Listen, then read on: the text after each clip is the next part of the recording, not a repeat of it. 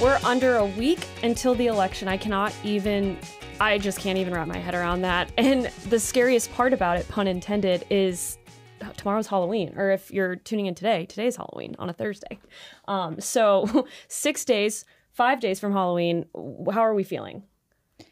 Scared? Terrified? Great. I was talking to someone who's like, I'm counting the seconds. I was like, why? That would drive me absolutely up the wall. Like, no. Yeah. I don't know. What do you guys think? What's your... I'm an optimistic. Yeah. I feel good. You guys feel good? I do. I think it's going to be a treat. Although I thought that or a in trick. 2020, and was not met with that. I'm just I'm cautiously optimistic. I'm a bit nervous, right? I feel like this cycle is giving 2012 for me and a little bit 2020. And so I don't really, want to count all of our eggs before they hatch. Yeah. No, I mean, we've had some good news. Virginia Supreme Court just, was in favor of the whole cleaning the ballot or the voter rolls. And we've seen that in a few other states as well. Little nervous about Pennsylvania and just some of the legal things going on there. But yeah, cautiously optimistic is probably the right vibe to choose. If you were in the studio right now, you could feel how tense and stressed out we all are. I'm like, but other than that, I mean, Trump, it's kind of like a game. Trump has done everything he can at this point, and it's just up to voters now. That's the will of the people. Both candidates really have made their case. They've made their quote unquote closing arguments. Mm-hmm. We're in the home stretch. And so now really all their focus is on really turning out their ground game, turning that operation on and, tabulating who amongst their lists have not yet voted and showing up at their door and encouraging them, hopefully politely, to do their civic duty and cast their vote. So it's really the home stretch, right? Yeah. And tensions are high. Everyone's in this town, especially, there's a lot of anxiety. Everyone's on edge. Everyone's on edge. Everyone on the edge of their seat. I don't know. Lots of coffee and probably some alcohol has been consumed in the last your words, not mine. But anywho, no. So if you're joining us today, Problematic Women, make sure to drop us a like, a subscription, share it with your friends, all of that. We really appreciate all of the support and just sharing how women are making a difference in an environment such as this. Like, that's the goal. Yeah. Thanks for joining us this week. We're super excited. Our friend Emily Blackman is joining us today. We've got Emily, Kristen, and myself, Chris Wanham. We are here to, jump into the issues that you care about and get you the rundown about what is happening in this crazy election season with less than a week to go. Dude, less than a week to go. But that's actually something that I wanted to discuss first. It is less than a week to go. And Trump has, honestly, let's be real, he's been campaigning since 2020, 2021. It has not been, he's had rally after rally after rally. Kamala, sorry, I keep pronouncing her name wrong.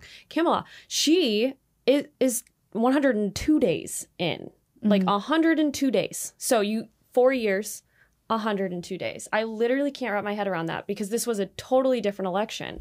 And so I just wanted to walk through the timeline real quick. I have it right in front of me right here. But for those who maybe don't totally remember, June 27th, that was the infamous debate on CNN, Biden and Trump. They debated and it did not go as the Biden camp expected, or maybe it did. It's not entirely sure. July 13th, Trump was nearly assassinated in Butler, Pennsylvania, and Elon then endorsed him pretty much immediately following that. July 15th, JD is announced as Trump's VP. And then July 18th, Trump accepts the Republican nomination at the RNC. Let's hear what he had to say on clip one. President for all of America, not half of America, because there is no victory in winning for half of America. So tonight, with faith and devotion, I proudly accept your nomination for President of the United States. I remember, you were there. I was there that whole week. From the endorsing of J.D. Vance, it was insane. Yeah, the energy, I would say, being in that room was electric, right? Super high. I feel like everyone's like, oh, we're back. Like, let's go. We're so back. Especially after this really, somber moment following the assassination attempt. And everyone's like, oh my gosh, what is this going to mean for not even just this election cycle, but really, I mean, historically, only a few presidents have either been successfully or had attempts on their life that have been very public like that, right? And that will go down in the history books. So it'll be interesting to see, from that to the energy in the room at the RNC and really conservatives and registered Republicans feeling very prepared, I guess, for this cycle, and feeling like the momentum is going in their direction to what actually happens on election day. Totally. So, I mean, and then with Elon's endorsement, like, everyone at the RNC is just like, all right, where are you at? Where is he? He at one point was teasing that he was going to be there. It wasn't, but he has definitely showed up in other ways. Yeah. But since then, so July 18th, Trump accepts the nomination. July 21st is when Kamala finally announces that she is running for president. And then August 6th, Tim Walz is announced as her choice of VP. Now, during that time, the whole, did she secure enough electorate votes, all of that, delegates, kind of up in the air. There was obviously some drama. And it wasn't then, that was a distraction. Then August 18th, she finally rolls out her agenda, which, I mean, opportunity agenda. I texted Richard Stern, one of our econ people. I still don't know what an opportunity agenda is. And he, in his words, it's an opportunity for the elites to take more of our money. Yeah, retweet. So that's what Richard Stern thinks. We then have Kamala accepting the Democratic nomination on August 22nd. Cue clip 2 to hear what she has to say. On behalf of everyone whose story could only be written in the greatest nation on earth, I accept your nomination to be President of the United States of America. Okay. I clipped those because I wanted to see the difference, right, between how she accepted the nomination and how Trump accepted the nomination. Thoughts? I don't know. What's our little Gen Z friend thing? Like, what's the energy giving? Well, what's I think vibe? in this whole timeline, Donald Trump accepted the nomination. We all knew he was going to be the candidate. And then there was like this dip after Kamala was announced where there was like this fake hype for Kamala in the summer. Like Brat Summer happened and then it was like, oh, what is the Trump campaign doing? Like they're not really reacting to this. And like his momentum kind of plummeted there for a little bit. And Kamala kind of rose. Yeah, but they were all saying the opportunity agenda she's running on. Right. Well, it's a kind of that like what pundits would call the post-announcement bump, right? The honeymoon. She's kind of I the think fresh that's blood, like and so people are like, oh yeah, I'm interested. She peaked, and now it's like all downhill from there because she's not running on anything. Yeah. An opportunity agenda is what? An opportunity to make an agenda? Like, that doesn't even make sense. That's so funny that that's how you talk. That's great. Well, yeah, and to your point, she had nothing to back it up. Like, she starts rolling out in the last month, we're going to legalize... quote-unquote policy platforms. Yeah, policy platforms, which have very little to do with policy. Like, we all work at a think tank. We all know kind of what to look for. And it was just emptiness in that agenda. Like, even, I mean, we brought this up last week, though, the women's page for Women for Kamala had women on it 8 times total, and 4 of those were like Kamala at womenforkamala.com. Like, it had very little to do with actual policy, which is why it was so refreshing to see RFK Jr., when he suspended his campaign. I know that was not like totally his historic campaign as an independent running for the office of president. Like, historic, huge. Yeah. So the fact that he suspended it to endorse Trump. Right. Major. And that was literally on August 23rd, the day after Kamala accepted the nomination. Yeah. This is what he has to say. It's the reason I've made the heart-wrenching decision to suspend my campaign and to support President Trump. Yeah. So again, not only does he suspend his campaign, he also endorses Trump, and that is to make America healthy again, which we all love. And since then, he's come out with all these videos. Like, I see them once a week on Instagram. He's like, don't vote for me, vote for Donald Trump. And like, I just think like legally, he was like really pushing to get himself taken off of ballots in especially swing states, and that's a whole thing. Yeah, no, and that brings us to the swing states: Arizona, Georgia, Nevada, North Carolina. That's where he was successful at taking himself off the ballot. And not only that, but he is now allowing Trump to kind of take a lead percentage-wise. That's what the polls are showing, at least. Obviously, trusting the polls, that's a totally different situation there. But so RFK joins the crew. And then a few days later, August 26th, that was the, anniversary of those killed at Abbey Gate. Tulsi, in a speech recognizing those service members, those 13 service members that were murdered in Afghanistan for, again, poor policy decisions, poor decision making in the White House. She comes to the like playing field, and it's kind of like an Avengers Assemble moment. I know that's so nerdy, but it truly is kind of like that, because she then goes and I'll just let her say it for herself. Let's cue up the next clip 4. This administration has us facing multiple wars on multiple fronts and regions around the world, and closer to the brink of nuclear war than we ever have been before. This is one of the main reasons why I'm committed to doing all that I can to send President Trump back to the White House, where he can once again serve us as our commander-in-chief. This administration... Yeah, I think that's super powerful. I mean, she has served. She's talking about a track record that's not great. Well, and if we can just play the comparison game for a second...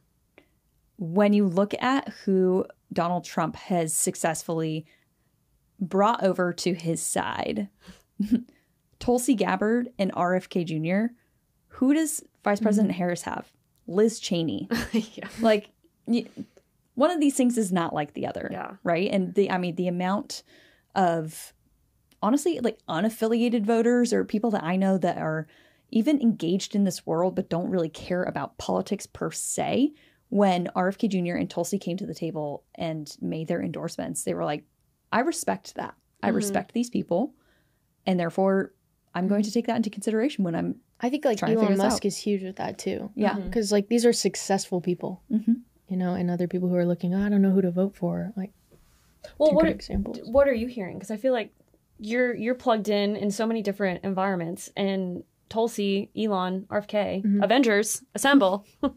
Well, now in DC and like Virginia, like all my friends are Republicans basically. But I lived in Colorado, and I'd be interested to go back there and see like what my friends think about all of this now. I was back a few weeks ago, but we didn't really talk about it. I would assume like, I don't know. I just feel like Trump has a momentum and like the common sense, and like Kamala Harris's track record is terrible. Like she was a senator, never passed a bill. Yeah. Like, why would you want someone to be your president who was a senator and didn't even pass a bill? Do you think, though, that independent, quote unquote, unaffiliated voters, the people that really they're fighting over at this and at the end of this race, do you think that they actually care about people's policy records? Probably not. I think it's a character battle, and I think that's what Kamala's best at hitting. Last night, when she was giving her closing remarks, she basically, it was just a character. Like, she was just trashing Trump the whole time about being like this anti-freedom candidate, and the background said freedom, and I'm like, you're running on a platform of freedom in the freest country on earth. Well, like, and you're running on a platform of control. Like, it's like a fake freedom. Like, I mean, Tucker in the next clip, I think he talks about that. Yeah, no, I mean, let's go. Yeah, let's kick it to Tucker. Let's hear what he has to say. Donald Trump has made it possible for the rest of us to tell the truth about the world around us. And that's the single most liberating thing you can do for people. If you want to enslave people, if you want to degrade them, force them to tell lies. And they have. They forced us to lie about everything at gunpoint, effectively. They put people in prison for refusing to lie. And not just the obvious lies that men can become women, or Vladimir Putin blew up the Nord Stream pipeline. No, honestly, he did. January 6th was an insurrection. They were unarmed, but it was very insurrection-y. Not even the obvious ones, but the big lie. You know what the big lie is? The big lie is that they're impressive. That's what the big lie is. That the people in charge have somehow earned the right to rule over you, and they haven't. And you know that. Donald Trump has... So can we talk for a second, too? Because when we're talking about the timeline of this, right? That was Tucker speaking at Madison Square Garden, a sold-out arena, a week-ish after President Trump did his like PR stunt at McDonald's. It's the best stunt. Like the French fry photo. I mean, and here's the thing. whether or not you agree with the politicking of it, the retail politics nature of both of these stops, you have to acknowledge the symbolism of it, right? Which is, a lot of people, especially with Madison Square Garden, many were saying, why is he going there? New York's not in play. He's wasting his time trying to campaign in New York. Look, say what you will about that. In my personal opinion, it has nothing to do with New York being in play or not. Madison Square Garden, in the heart of Manhattan, in New York City, the media capital of the world. This is a symbol, just like the Golden Arches. It's a global symbol of American prosperity and innovation and wealth and freedom, to your point, Emily, right? It's the same thing with Madison Square Garden event. It had little to do with, in my opinion, again, actually turning out voters in New York City, and everything to do with saying, here I am in the middle of the left's mecca, their control on the narrative about how people view policy and politics.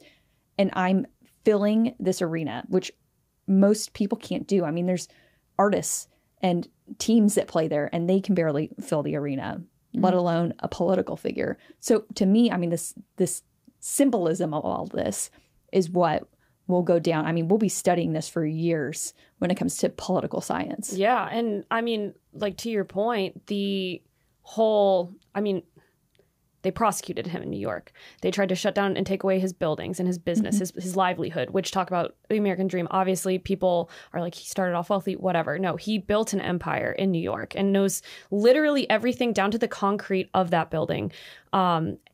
He's done all of that. They've protested him. They've threatened his life, all in New York. And he still goes there. And he's like, no. I mean, way to put a bow on all of this, right? I mean, it's like, where he's from. It's where he grew up. It's he where loves he built New his York. Business. I think it all like humanizes him a little bit more. Yeah. And I think that's one thing the Kamala Harris campaign hasn't done enough. Like, when there was a hurricane, there's the picture of her on an airplane with a blank piece of paper in front of her on like a private jet. And like, her earphones like not plugged in, maybe. But putting Donald Trump in McDonald's, like, that, it's PR, sure, but it's also a place where like everybody's been. Yeah. And everybody goes there, and those people. He goes there. And I went there a few days after. I was like, let's go to McDonald's. It wasn't as good as it used to be because they don't use beef tallow anymore. They use seed oils. But, if he wins, then maybe we can change that. But love it. Iconic. Which kind of brings us, I guess, towards the end of this whole timeline process, which was this week, Kamala's closing remarks. Ooh, yeah. And we sent reporters to that. And it was very interesting because, there was that iconic line from Kamala where she triggered Trump a little bit and said he has small crowds. And she did have a huge crowd this time. I mean, do that 100 more times and then maybe we can talk. But no, it was very interesting. And Emily, you brought up a really good point. But let's hear from Kamala first on her closing remarks. Vote you ever cast. And this election is more than just a choice between two parties and two different candidates. It is a choice about whether we have a country rooted in freedom for every American or ruled by chaos and division.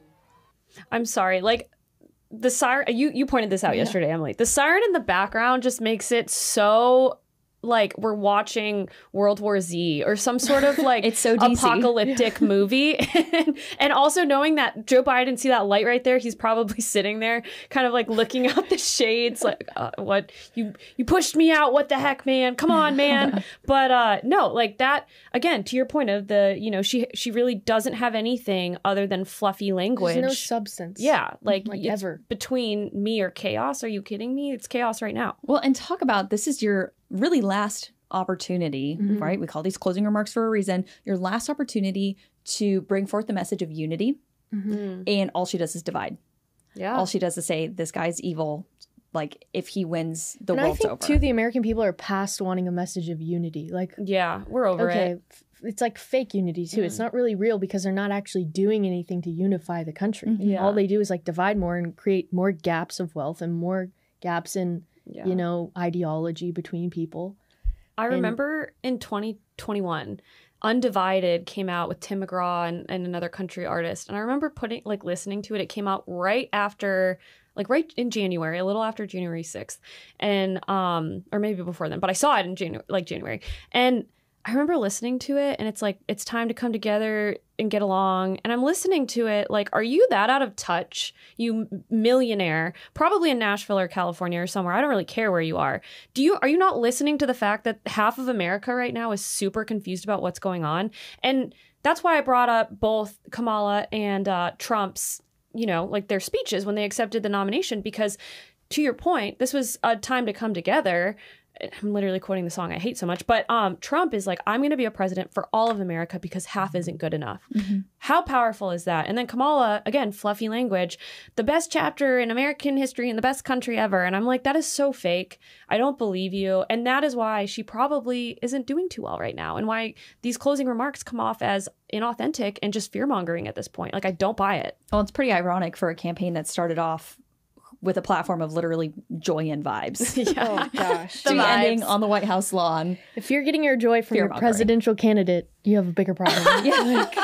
Fair. Well, and she's doing it intentionally where she brought it up in the speech. I got so mad. She's like, Donald Trump was here on January 6th and incited violence and whatever. I'm not even going to go into that. But why? The most divided spot in our history. The only way that they can get people to turn out to vote for them is by making them super angry. Hate. Yeah. They want them to hate us. You have the political right and former President Trump painting this picture of like what might America look like under their leadership versus like, well, oh my gosh, it's going to be the end of the world. And remember all this scary stuff that happened under his watch. You must vote or the nation's going to burn to the ground. It's like it's such a different. They're tapping into like different motivations amongst their base and unaffiliated or undecided voters, where they're banking on very different approaches. Mm-hmm. Trump's campaign banking on it's going to be morning in America again. Yep, a very to borrow some messaging from Ronald Reagan. Harris campaign, do this or else. Which like for me, I'm like, no thanks. Cue siren in the background. I think like another example of like this fake freedom, just fluff, is that she wouldn't go on Joe Rogan in Austin for 3 hours.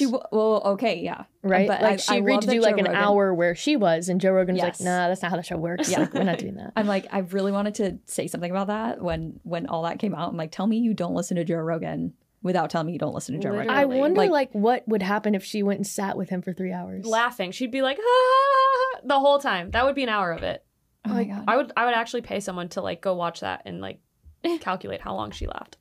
Yeah. Because that's what would happen. So again, symbolic, right? I mean, we don't know who she is, and she's done no favors. That's why she won't go on Joe Rogan. That's why she did the Brett Baer interview. We'll give her credit for that. It wasn't the greatest interview. It was nothing really. It was kind of like I kind of felt the same way after the first debate with Biden as I did after that. Like I was unimpressed. And that's why unaffiliated voters, like, they're sending me 1 million. It's funny. My phone actually, technically, I guess my phone number is in Georgia. So I've been getting 1 million text messages from the Kamala campaign. I literally texted one back too, because I was just like choosing violence. I texted them back. They were like, are you voting for Kamala, or do you want to learn more about Kamala? And I was like, why are you even voting for her? And the response was, she's a middle-class family. She grew up in a middle-class family. And that was pretty much it. So freedom fluff again. I don't think a middle-class family qualifies you to be the president. Yeah, it doesn't. It's but like in her mind, middle class. Yeah. But in case you didn't know who she was, in her closing remarks, 102 days later, she does try to make the case. So let's hear how she, finally tries to maybe reintroduce herself. I don't know. Clip, I think 7. I recognize this has not been a typical campaign. Even though I've had the honor of serving as your vice president for the last 4 years, I know that many of you are still getting to know who I am. Well, let me tell you, I am someone who has spent most of my career outside of Washington, D.C., so I know that not all the good ideas come from here. My jaw dropped when I heard that. I was like, that's actually something that I agree on with Vice President Harris. I think most of the good ideas come from outside of Washington. Mm-hmm. I was gonna say you can't, but she's been in Washington since 2017. Yeah, also, right? like lifelong politician. Yeah. Give me a break. And you were the AG of California before that. And on her page, for like whatever one of the pages for her election, it says she worked her way up the legal and law enforcement ranks. And I'm like, Kamala as a police officer would like that's just fake. Like, what are you doing? Yeah. To hire a new consultant. But yeah, no, I thought that was, I mean, Emily, you watched that with me last night. That was insane. Yeah. I mean, it's just still a lack of substance. There's no reason, like, I don't know why, like, make me believe Kamala, but she doesn't every time. Every time I'm like, you didn't say anything. Like, well, I think this is funny because if you can't see what we see, but we have a clip of Joe Rogan in the queue on the screen in front of us. And it's just ironic to me that it's like Vice President Harris is up there bragging about how she spent most of her career outside of DC. And as someone who was born and raised in Southern California, I'm like, okay, but the fact that you spent the rest of your career in California completely ruining the state alongside your radical left-wing friends is the reason that people like me, people like Joe Rogan, who we're looking at on the screen, have fled the state. Yeah. So excuse me if I don't think that a qualifying factor is that you've spent most of your career outside of DC. Ooh, yeah. Good point. There's not a lot of qualifying factors that are helping out. Like, it's just... Touche. Look at her track think this record. might be another, like, maybe for the Democrats, like, am I allowed to say for the Democrats? For the left. For the left. Like another, like, a 2022 for the right, you know?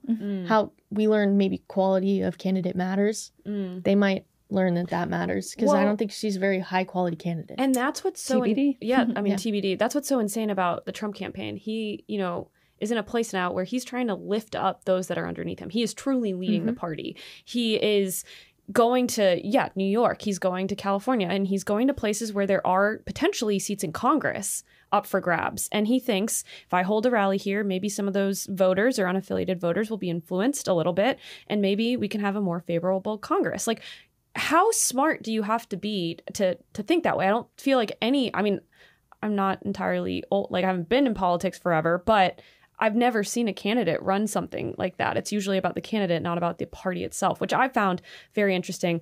But pivoting here a little bit, Joe Rogan, we love him, obviously. And he sat down with Trump. He's going to sit down tonight, I think, with JD Vance, right? Yeah. Kamala obviously did not choose to sit with him. But him and Trump, they talked for 3 hours about literally everything from what was it like the day you stepped into the White House, and Trump goes on a tangent about like the Lincoln bedroom, which was very weird. But and then they kind of finish it up on the same tune of what we heard from Tucker earlier of people are starting to wake up. People are starting to think for themselves.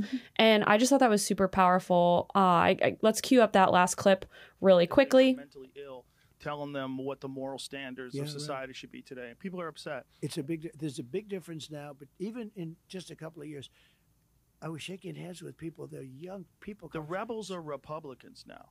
They're like, you want to be a rebel, you want to be punk rock, you want to like buck the system. You're a conservative now. That's how crazy. And then the liberals are now pro silencing criticism. They're pro censorship online. They're talking about regulating free speech and that regulating the First Amendment. It's bananas to watch. Joe, they come after their political opponent. They think come after their political opponent. I like this. Welcome to the counterculture. That's all I have to say. No, I mean we've talked about that a lot on this show. Just conservatives kind of being like against what pop culture, not against, but just different than like what pop culture and like we don't fit in with this mold. And so it's funny to see like, Instagram and all these social media platforms now promoting these ideals that are traditionally conservative. And it's like, oh, if you want to be a rebel, if you want to be like cool, you're not like going to Woodstock anymore. You're like buying a farmstead and making sourdough. You're getting canceled. You're getting censored. Like people wear that as a badge of honor now. And I mean, that's what Trump had to say about, the young voters. They're starting to kind of wake up. I'm very excited to see how that continues because to your point, I mean, Emily, I can't say her. Jasinski. Our bestie, we love her. She literally has a podcast called Undercurrents. And that's all about the same thing. Problematic women. We're all about not necessarily, never following the narrative. We're all about actually telling the story as it is, even if it's not the most popular and way to do it. letting you decide where you land on it, right? Yeah. So with that being said, lots to follow in the coming days as we head towards November 5th, Election Day, and who knows whether or not we'll have the results that night. But the Daily Signal is going to be covering live on the Tony Kinnett Cast on all the platforms, Twitter, or X. I still can't. It's always going to be Twitter to me. X, YouTube, Facebook, all the things. Instagram. Instagram. Follow along wherever you like to get your news. Daily Signal, Tony Kinnett Cast. I'm sure we'll be doing some things on the ground for problematic women. So just stay plugged in, and we'll be doing election results and some commentary around the building here at the Heritage Foundation. And with that, I think let's I've got a couple of reviews from some of our friends that are part of the Counterculture. The Counterculture girlies. If you will. So Mickey62 says, I'm so glad to rediscover this podcast. It's fact-based, recognizes the unique values and purpose of womanhood, and provides new insights into the issues facing women and girls today. I can't wait to listen this week. God bless you all. Thank you, Mickey. So special. This one is from a Portland mom, his actual name, whatever. It's a weekly staple. This show does a fantastic job of exploring the real-life issues of our day, shining a light on angles that the mainstream media overlook. Counterculture, hey! And unapologetically uplifting heroic women in a gracious and bold manner. I'm a mom of 4 teenagers who loves to tune in. Good chemistry with this team of women. Thank you, Portland mom. Thank you. I low-key kind of... actually, both Portlands. Portland, Maine, Portland, Oregon. Problematic areas. So thank you for tuning in and being part of the show. If you leave a comment for us, leave a review, we'd love to share it here live. Yeah. But with that, we've got like a few minutes here to wrap up. But I know that we wanted to stick with the season, Halloween and spookiness. So what do y'all got? All right. So today what we have is we've all kind of, combed through Twitter voluntarily, obviously, and found some tweets that are spooky. Kind of spooky. The term spooky is a little, fluid here. I guess everyone has their own definition. Yeah, Scary, yeah. shocking. Shocking for sure. Jaw-dropping. And so we're going to present one or two that we have found and then vote on the spookiest tweet. So okay. Who's going first? It's so easy to find. Emily's going to go first. Okay. I found like a Make your billion. Case. Okay. You get one shot. One shot? Let's do one. Okay. Let's do one. Okay. You make your case. We'll each make our case and then we'll deliberate. I don't know. I feel like Tim, this is our my producer, spooky should tweet. be like our judge and jury. Oh, yeah. Tim, but... give us the, you give us the A, B, or C. Emily, Kristen, or Crystal. Ready, set, go. Mine's, this is she what I'm picked going like for. 8. You gotta I pick picked one. a lot. Some of them are more funny. This one's a little more serious and political. But going back to, I guess, September, Joe Biden held his first cabinet meeting in 11 months. They're supposed to meet like once a week. Yeah. 11 months, first cabinet meeting. And Joe Biden was in there. Who's the tweet? What's it say? Yeah. Hotspot tweeted, Joe Biden's first cabinet meeting in 11 months. I will turn it over to my wife, Jill, for any comments she has. And it's a photo of Jill. Jill sitting at the head of the table. First lady. Traditionally, I looked it up. Traditionally, the president sits in the middle of the cabinet, not at the head of the table. Yeah. But still, I also looked it up, and they're supposed to meet like every week, usually. Also, I'm not sure about the protocol on this, but does the first lady she actually attend the cabinet meetings? It's the cabinet. Like, they're supposed to make decisions on how to run the country. Okay. Pretty scary. I need to pull mine up, so you go next, Crystal. Oh, okay. Okay, so mine is from Gabe Gutierrez, who, I kind of went the more serious route too. Like, I kind of wanted to go like funny, scary, but like, you can't make this up, right? So Gabe Gutierrez posted President Biden on Tuesday night following Kamala's closing arguments, gave his own spiel about why she's so awesome and people should vote for her. So he quotes President Biden from that speech and says, Donald Trump has no character. He doesn't give a damn about the Latino community. Just the other day, a speaker at his rally called Puerto Rico a floating island of garbage, ? The only garbage I see floating out there is his supporters. Like former President Trump or not, saying that half or more of everyday America are garbage. Yeah, I can't believe he did that. As a sitting president. That was horrible. Those are your constituents too. Yeah. I'm like, it just goes to show. The reason this is so scary for me, I'm making my case, Tim, okay? The reason this is so utterly terrifying to me is because like it doesn't matter who on the left is in power, or if Vice President Harris wins and she becomes president, and they take over even to a greater extent the bureaucratic mess that is the way our government is run. They clearly disdain Americans. Mm-hmm. They clearly disdain citizens and everyday Americans. Not very unifying. No. And especially ones that disagree with them politically, which is so inherently against what we stand for as a country. Like completely. Yeah. So to me, it's terrifying because if they hold on to this, onto the reins of power, I think that it's going to come at a cost to those of us that disagree. I mean, we already know they're weaponizing the government against us, but I just think that if they're able to hold on to the reins of power, this rhetoric shows that they're just going to pour gasoline on that fire. Wow. Wow. Good spook. Terrifying. That is a good spook. Okay, I had two, Tell but me I'm you gonna went pick funny. I did go you funny. said one. Line it up a little. I don't know. This is really lightening it up. All right, so mine, I definitely I picked an oldie but a goodie, and that is at Hillary Clinton when she tweeted, "Happy birthday to this future president of the United States." And that's all I got. To herself, right? To herself. And then it's like a picture of her. It's a when photo she was of her. She honestly didn't age poorly, but how spooky after all the craziness is that? Yeah. Kind of. I don't know, Tim, do you have a verdict? Can we do honorable mentions? Honorable mentions. Well, Tim types yes. You can have one honorable mention. I think a spooky tweet was Jimmy Carter being rolled out on his 100th birthday. Oh my gosh, that was terrifying. Do that one. He looked like a corpse. Yeah. Straight Mouth up. open, not really there, still voted though, apparently. Still voted. Or is voting. It's I mean, still, he's alive, so, you know. Imagine you could better turn than some 100 others. and your option to vote for your party's Kamala Harris. You go pull the lever. Disappointment. The disappointment. I would just be like, why am I even here still? Like, all right, well, nobody knows where Tim stands, so we're just gonna... Oh, I win. Wow. I win. that was a good one. I think I made a pretty good case. That was, yeah, you made the case. Yeah. You walked it through. It's fine, Tim. I'm Mine's not a little mad. dated. Yours is really dated. Jimmy Carter's pretty dated. So. In the name of, reflecting on elections, I had to bring up Hillary Clinton. But with that, look out for our programming in the next week. It's definitely going to be focused on elections. Like, what else are we going to talk about? Yeah, we'll at be this back point? here with you guys next week, right after the election. So we'll see where we promise to have all the juicy details, Juicy deets. what it means for, the future of the country and the things that we as problematic women care about. So until next week. We'll see if it's a trick or a treat. We'll see if it's a trick or a treat. And thanks so much for joining us, Emily. We're so excited. Have a great week, guys. Yeah. Go. Cheers.